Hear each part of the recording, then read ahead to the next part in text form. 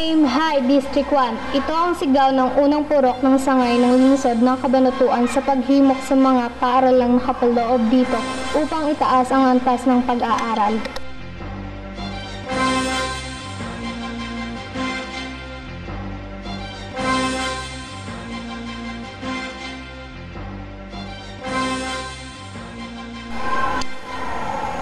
Kabilang dito ang pagsasaayos ng pisikal na anyo ng mga paaralan, pagsasanay ng mga mag-aaral sa mga gawaing pang-akademika at pang-sports, paghahasa ng kakayahan ng mga estudyante sa iba't ibang larangan tulad ng pangmusika, pang-agrikultura, pagtatanghal at pantahanan.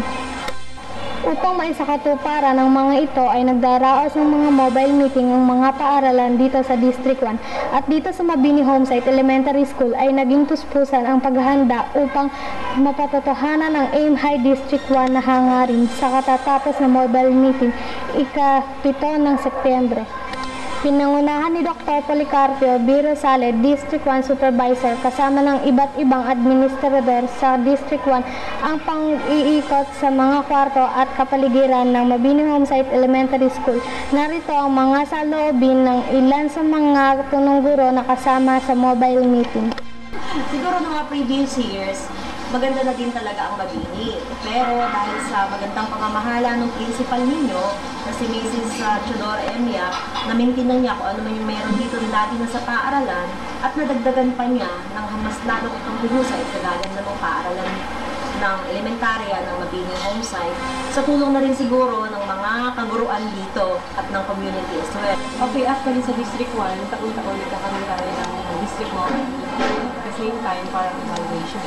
Tapusin ko po, siguro dito sa Mabini, sabi na before yung araw na show window ng District 1 na naminti na naman yung pagiging kagandahan ng paligid ng Mabini Homesite Elementary School, lalo na ngayon na nagkaroon ng palang meeting. Sana Sa pagkatapos ng district mobile meeting, napakalaki na nakita kong pagbabago. Although nung nakararaang mga araw na talagang natupunta rin ako dito, ay hindi naman ganito. Hindi pa siya gaano ganito. Maganda na nga, pero hindi siya ganito kaganda. Siguro dahil din sa paghahanda niyo, hindi lamang siguro para sa mobile meeting na yun, lalo pang gumanda. Sa pamamagitan ng mga gawaing ito ng District 1 ay mapapatuloy ng Mabini Homesite Elementary School ang kanilang pagsisikap na mapabuti ang kalidad ng edukasyon.